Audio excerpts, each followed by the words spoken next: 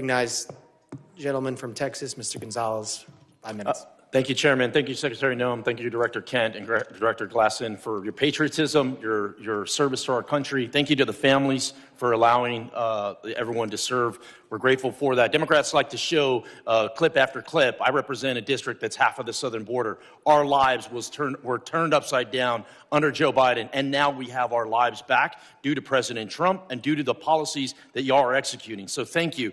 I have one question, but I'm going to try to, if there's time. I think it'd be important for the American people to get an update on the role Coast Guard played in the Venezuela oil tanker seizure. But first, I'd like to once again, thank you for being here. And so I'd like to first thank you, CISA. Thank you for keeping our nation's critical infrastructure safe. You are our nation's cyber first responders. Thank you to the Coast Guard. During our Texas floods, you showed up. Coast Guard showed up. You saved lives. Thank you to the Coast Guard for all the work that they've done in Jayada South. They've been the tip of the spear in the Southcom AOR for a long time. Their work often goes unnoticed. Thank you, HSI, for leading these anti-gang task force. They work. They're going out there. You're apprehending murderers. You're apprehending sexual offenders. You're doing it in a local, state, federal way. They're working. Thank you for that.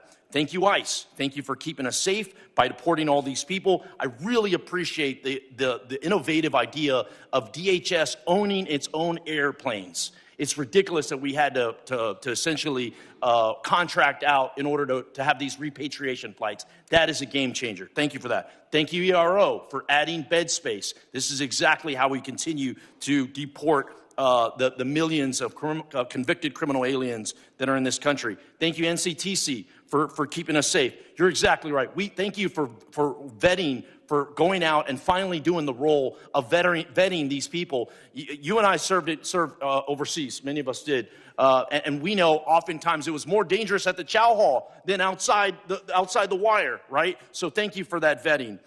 Thank you, Border Patrol, for ending catch and release.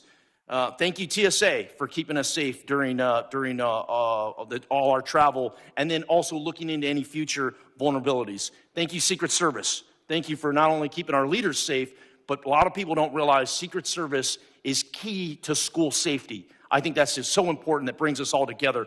I wanted to say I want to use the bulk of my time to just thank you, because we don't do that enough here. It's always finger pointing. It's always somebody else's fault.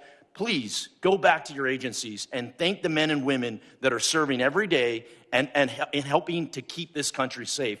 With that, I'd like to give you a little time to talk about the Venezuelan situation and what the Coast Guard is doing. The operation that was conducted yesterday morning was a Coast Guard-led operation. It was in partnership with the Department of War and the Department of Justice, the FBI as well, and it was a successful operation directed by the President to ensure that we're pushing back on a regime that is systematically covering and flooding our country with deadly drugs and killing our next generation of Americans. Just the drugs that the Coast Guard has been able to interdict on the waters since that President Trump has been in office has been enough lethal doses of cocaine to kill 177 million Americans.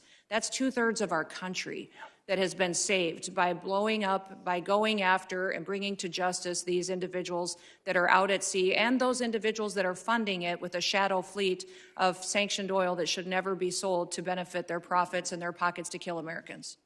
Thank you for that update.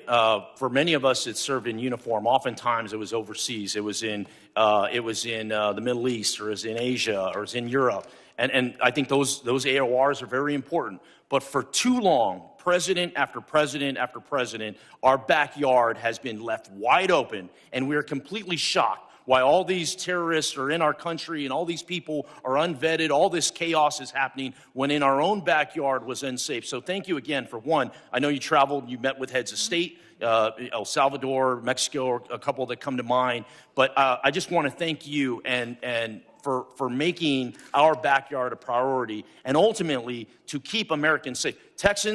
Texans are more safe today than we were a year ago, and a lot of that is due to President Trump and due to the leadership that I'm seeing right here of executing those policies. Thank you, thank you, thank you. With that, Chairman, I yield back.